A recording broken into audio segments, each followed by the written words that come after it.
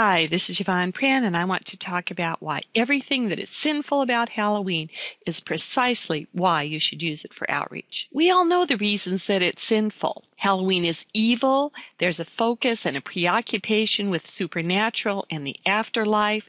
There's a preoccupation with death and ghosts and goblins and all sorts of unedifying things.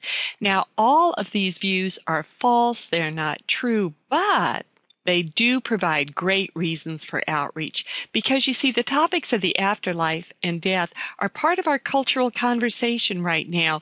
Here in our area, there are huge superstores set up for Halloween. There are haunted houses. There are Halloween parties. Because of these things, you have an absolutely natural and very easy way to introduce people to the only person who conquered death, and that person, of course, is Jesus. Now, there really is a lot of biblical precedent for this. Remember the Apostle Paul, how when he arrived in Athens, he got there, it seems like, a little bit ahead of some of the people that he was traveling with, and it said that he spent time, this is in Acts 17, going around studying the pagan idols. Now, he was very upset about them. I mean, it says, he was very upset about this. He was very concerned about it.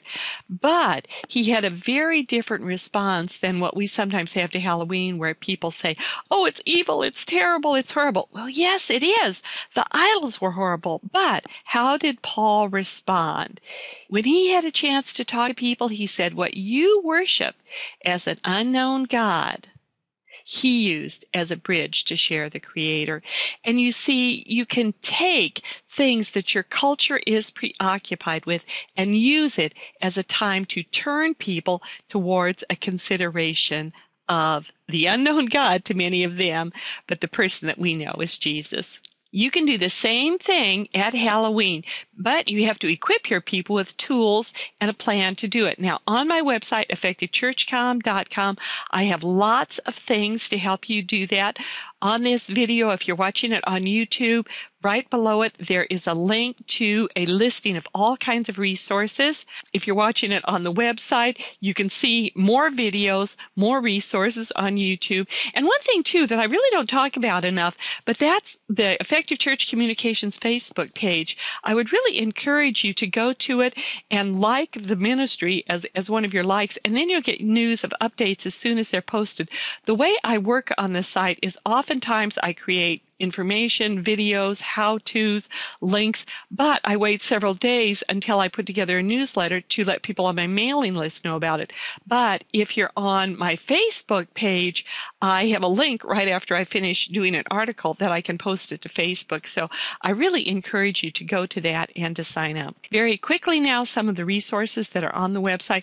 Now, all of these are free for Effective Church Communication members.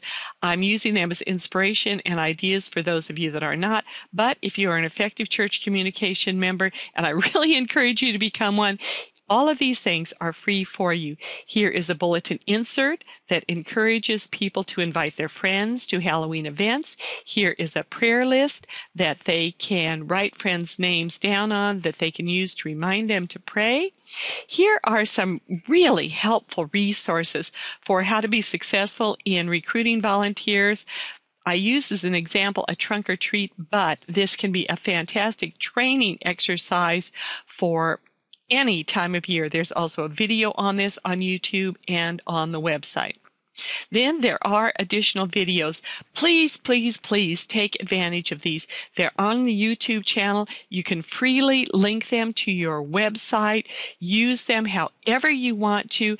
And all they are, they're just a little over a minute, but they encourage people to consider Jesus at this time of year because he is the only person that conquered death.